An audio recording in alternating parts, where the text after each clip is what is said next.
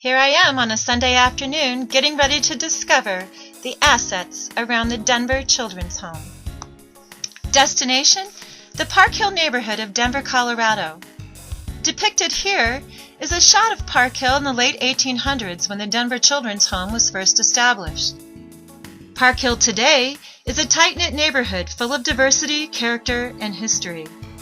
Park Hill features some of Denver's most distinguished architectural gems, with magnificent old homes of strength and unique character, from large Tudors and Denver squares to Victorians and sturdy brick bungalows.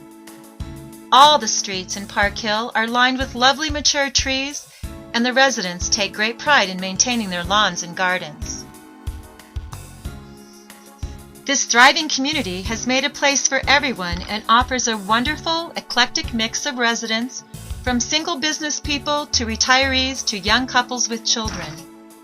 The racial makeup of Park Hill as a whole is 30% white, 50% African American, 3% Asian, 1% Native American, and 17% Latino.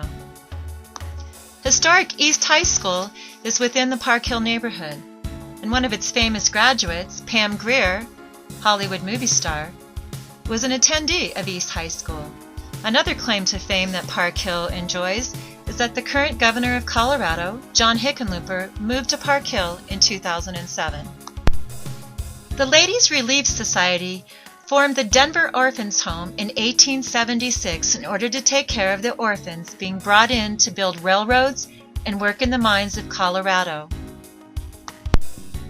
By 1889, 1,128 children considered the Denver Orphans Home their home.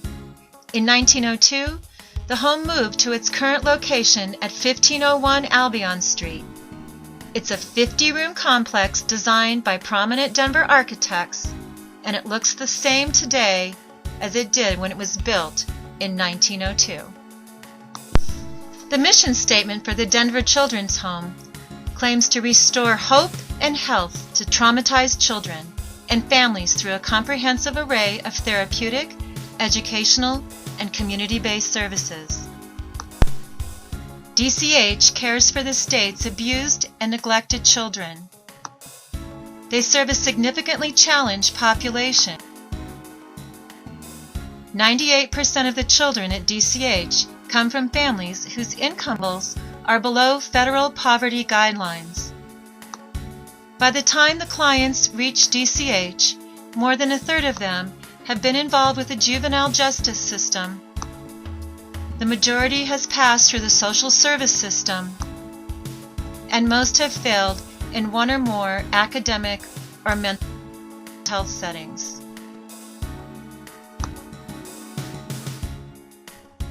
A little folklore? In 1888, a fire broke out in the building, killing several children on the third floor. Though numerous exorcisms have been conducted in the building over the years, the sounds of children playing, as well as whimpers and cries, continue to be heard on a regular basis. In addition to the children, the female spirit of a ghostly bride has been seen floating down the third-floor steps and across the 50-foot length of the second-floor hallway. There's not a single cookie-cutter type house in this neighborhood. Each home has its own unique character. One of the things that struck me as odd on this discovery journey, though, was the lack of people. I didn't see people anywhere.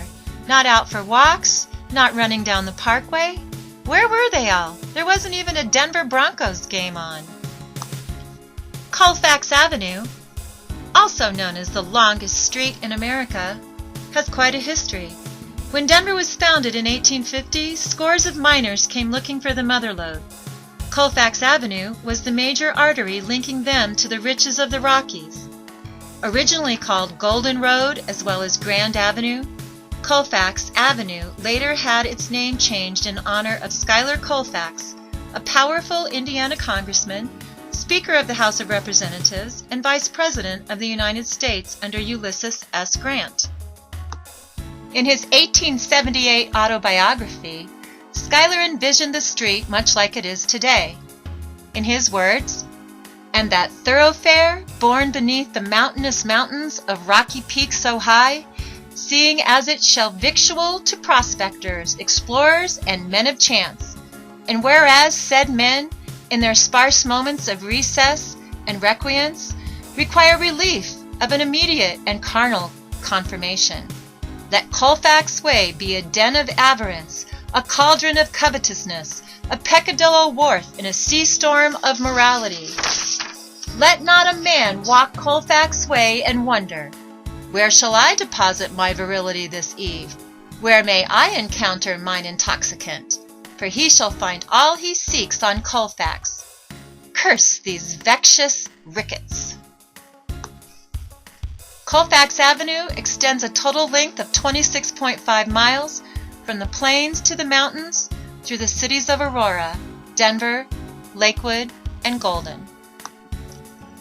Colfax Avenue, running east and west, and Colorado Boulevard, running north and south, the two major cross streets that border the Colorado Children's Home.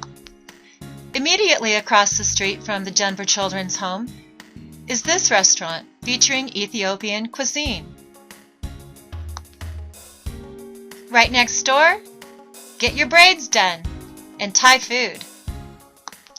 Continuing on this very unpopulated walk down Colfax Avenue, I discovered the Juicing Tree.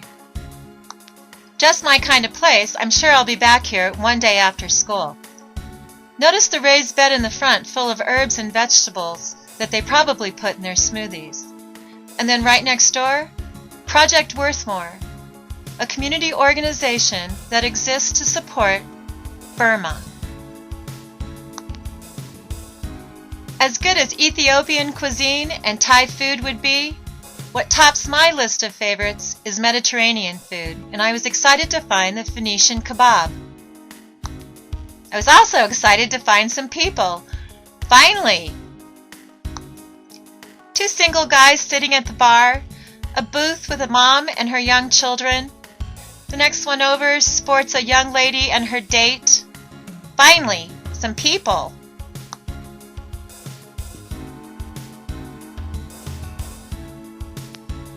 This restaurant has reached out to neighborhood schools, introducing them to the cuisine of the Mediterranean. Thank you notes to the restaurant owners line the walls of the hallway. They're right here, with the history of the restaurant and a picture of the founding family. From our window seat, I took a picture of what's right across the street, also on Colfax. You can learn fencing, then head next door to your neighborhood head shop. Immediately next door, you could have your palm read. And then if you're really into it, get a tattoo. Colfax Avenue has a history and it has a reputation.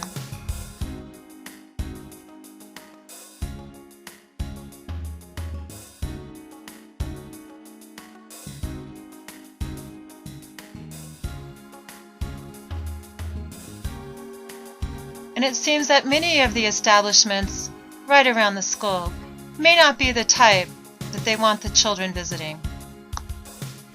One of my all-time favorite places in Denver, Colorado is the Denver City Park, also part of the neighborhood surrounding the Denver Children's Home.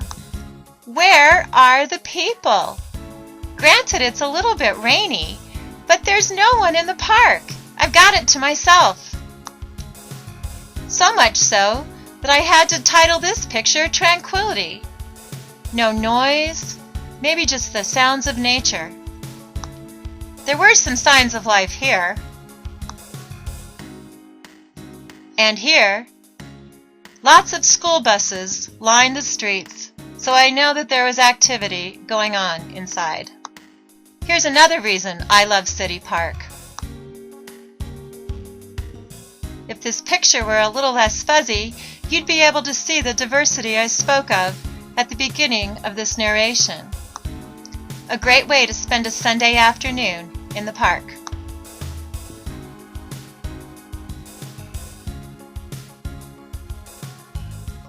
Had to include a picture of Mezcal, another location that my family is fond of in this neighborhood along Colfax Avenue.